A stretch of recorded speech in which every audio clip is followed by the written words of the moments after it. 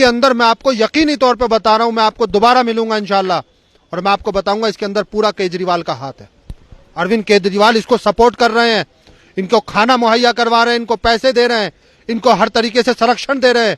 जब जाके ये लोग बैठे हैं, इनको मालूम है कि हम लोग कुछ कर तो सकते नहीं, बस सरकार के खिलाफ इलेक्शन तक ऐसी हवा बनाई जाए, ऐसी हवा दिल्ली के अंदर बना दी जाए कि लोगों को ये लगने लगे कि भारतीय जनता पार्टी मुसलमानों के साथ गलत कर रही है। हम लोग भी पहले यही सोचते थे कि ये केजरीवाल जो है राजनीति बदलने आया है, ये कुछ अच्छा करने आया है, लेकिन इसका लालच और इसकी महत्वाकांक्षा और इसकी तानाशाही देखकर हम लोगों ने भी इससे किनारा किया और इसी तरीके से तमाम तर लोग इससे किनारा करते जाएंगे और हालात ये बनेंगे इसका दिल्ली से नामो निशान तक गायब हो जाएगा। इस इलेक्शन के बाद आप देख लेंगे कि इस तरह के लोग, कांग्रेस की भी पार्टियां सब गायब हो जाएंगी इंशाल्लाह। तो ये हालात बनाए जा रहे हैं हिंदुस्तान के अंदर, हिंदुस्तान का शीर्ष झुकाने के लिए पूरी दुनिया के सामने।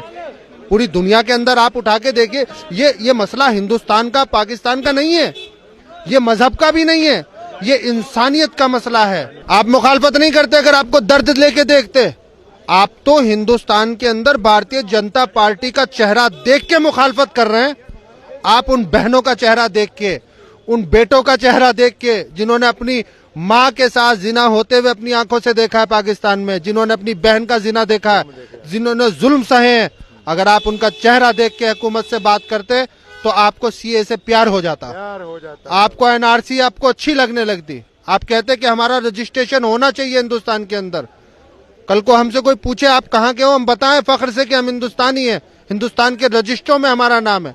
अगर ऐसा कोई स्कीम हिंदुस्तान की हुकूमत लेके आती है तो ये बहुत अच्छी चीज है, ये बुरी चीज नहीं है। मेरी दुकान है तिलक नगर के अंदर, वहाँ बहुत सारे सरदार जो है अफगानिस्तान से आए हुए हैं।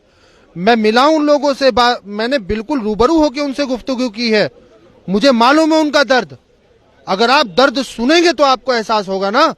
आप तो सिर्फ कांग्रेस के पहलवानों की तरह बात कर रहे हैं, उनके पहलवान बिल्कुल अखाड़े के पहलवानों की तरह बात कर रहे हैं कि ये किसी के बाप से नहीं डरेगा, ये नहीं करे। डरा कौन रहा है? आप डरते होंगे जब भी एक कुत्ता भौंकता है रास्ते में, वो डर के मारे ही तो भौंकता है। आप जो भौंक रहे हैं इस तरह की बातें, तो आपको डर लगता होगा। और कोई इस तरह की बात है ही नहीं कि डर की या डराने की गृह मंत्री की तरफ से या मोदी की तरफ से। अभी 6 साल हो गए हुकूमत को, किसको निकाल दिया? किसकी मस्जिद के अंदर आके अजान रोक दी?